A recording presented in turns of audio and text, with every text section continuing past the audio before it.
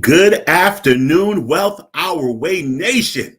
What is going on? It is your main man, Charles Tank Harris, the founder and chief visionary officer of the financial literacy platform, Wealth Our Way, where our motto is wealth is not only for the wealthy. I welcome each and every one of you to episode 133, Global Events and Your Money.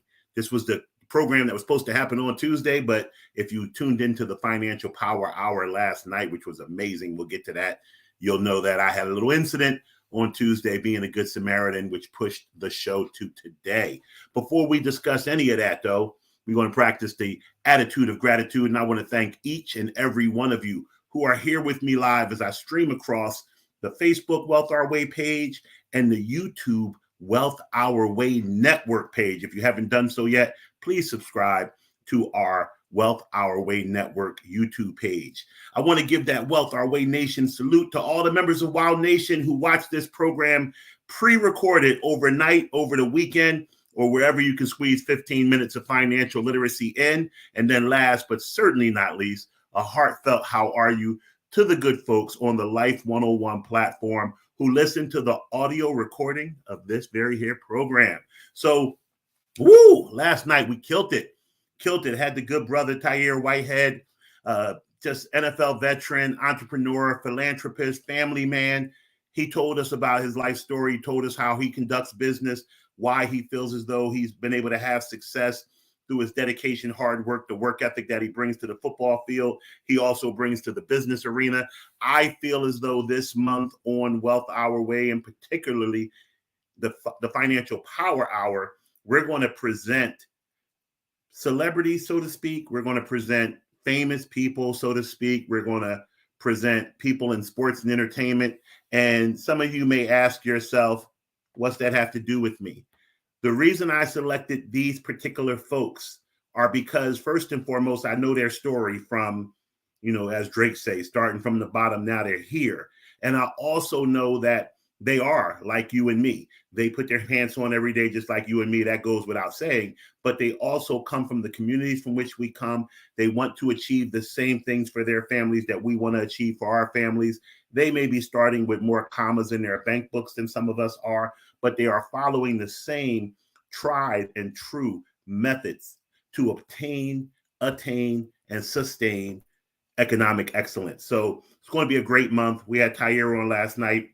Next week, we're going to have my main man and mentor, Charlie Mack, Mr. First Out the Limo. And then the following Wednesday, we're going to have Brandon Copeland, who is not only an NFL star, but a professor at the University of Pennsylvania, very prestigious university in Philadelphia. We're going to skip the 23rd, as we talked about. Big Tank is having surgery to become not so Big Tank. And then the last Wednesday of the month, I just secured and locked in my good brother, Carl Seaton, director extraordinaire, NAACP Image Award nominee. He's just directed a few episodes of the season 1 Bel Air. You got to talk to this brother. He's amazing. So we're going to have him wrap up the month on March 30th.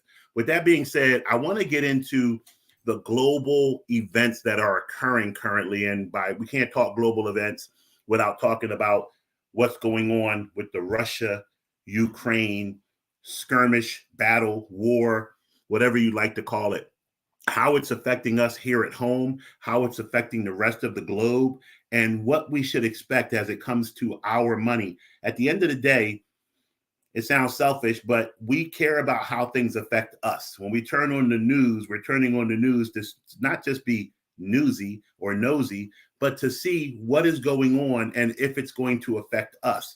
So a lot of people have reached out to me asking me if they should pull all their money out the stock market, if they should avoid cryptocurrency, if they should move, if they should take vacations now. And I felt as though with the number of people who had expressed interest and concern over this topic, I could do the whole audience a good service by discussing it. So let's talk about what's currently going on with Russia and the Ukraine. Russia has decided to invade the Ukraine.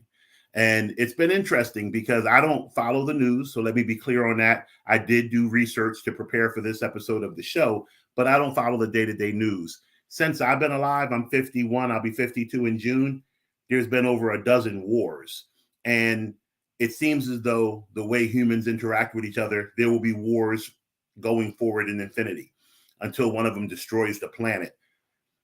When you have these wars, there normally is one reason for having the war, and it's economics, which is why I think that money, economics, financial literacy is so important, so at the forefront of all of our lives. Yes, family, health, these things go without saying as being quote unquote more important than money, but we very seldom see a war fought over health. We very seldom see a war fought over family.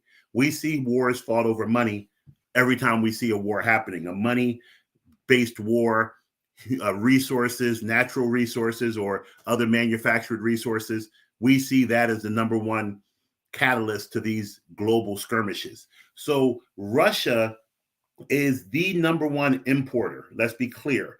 The number one importer to the United States of gasoline, crude oil, which is used for gasoline.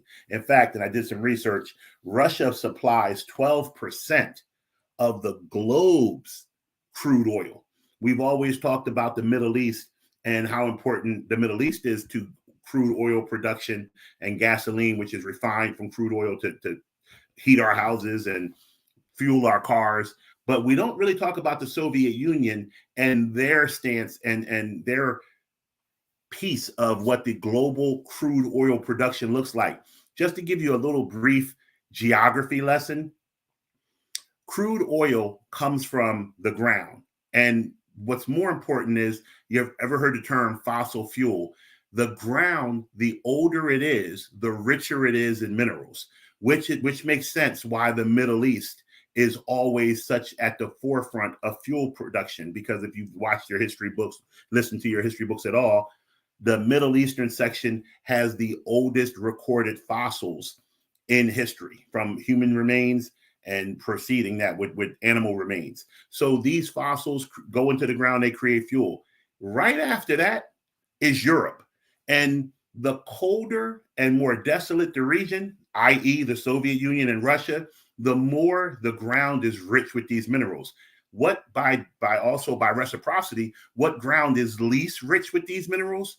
The newest quote unquote society, which is the West, which is America, which is why we are so dependent. Everybody always says we need to become less dependent on these other countries. We have the least capability. It doesn't mean we don't have any capability. We have the least efficient capability of producing these types of fuels. Thus, we import them. And Russia exports 12% of the worldwide crude oil. And as far as the United States is concerned, 21%, by far the number one person that we imported fuel from last year was Russia. So when we decide that we're going to impose economic sanctions and embargoes on Russia, just to give you a quick history on what a quick tutelage on what an embargo or a sanction is, it's basically a financial punishment. It is us saying, we're not going to do business with you. We're not going to allow your currency in. We're not going to deposit money into your banks. I don't think they have the right to not honor their interest payments. I can't speak intelligently on that. But if Russia, which they do, holds U.S. treasuries and U.S. bonds, and we owe them interest, we may not pay their interest. Now, once again, I think that's something that may not happen. I'll do a little research and have some better answers for you Tuesday. But basically, these are all things designed to influence Russia to stop with this nonsense. Conversely, the Ukraine is a very big country in Europe. I think people underestimate just how large the Ukraine is. And their exports and their production is very vital to not just the United States, but the world at large. One of the biggest changes today from when I was a child, when we talk about global economies, is the global economy continues to shrink. It continues to be more seamless. We continue to be able to do more business with foreign countries than ever before. And one of the biggest advents of that over the last 2 decades has been the internet. We are communicating with sections of the world in real time that we used to not be able to communicate with. As a result, our economy becomes more dependent on things outside of our control. And when that happens, we are at risk for skirmishes like this to affect us economically. So let's stop talking high level and talk real low level as to what this means to you.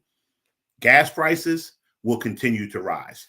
I read an article today where we can expect as a country to see average gas prices of $5 a gallon. Some people think they'll go north of $6 a gallon.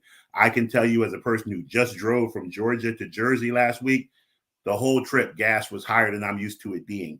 I can remember in South Carolina, which is usually the cheapest gas on my trip, getting gas for under $2.49 a couple of trips ago. Not the case now. The lowest gas I saw in South Carolina was $3.34. It was crazy.